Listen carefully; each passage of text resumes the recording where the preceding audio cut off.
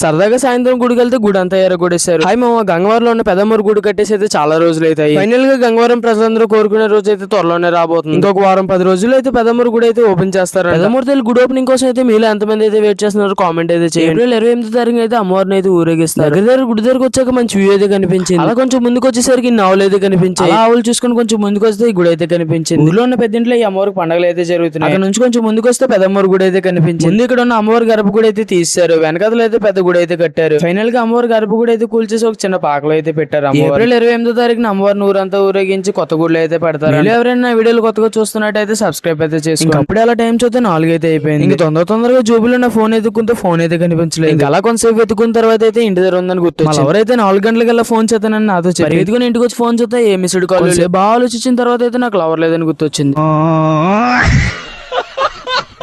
ఇంకా లవర్ లేని బాధ అయితే మళ్ళీ గుర్తొచ్చి అయితే మళ్ళీ ఊరి మీద అయితే ఊరేగడానికి ఊర్లో పండుగలు అయితే చేస్తున్నారు కానీ మంచి లైటింగ్ సెటప్ అయితే వీడియో అయితే మళ్ళీ నెక్స్ట్ వీడియో కలుసుకుందాం. అంతవరకు టాటా బాయ్ బాయ్ ఉంటాం. మరి ముందు అయితే సబ్స్క్రైబ్ అయితే చేసుకోండి.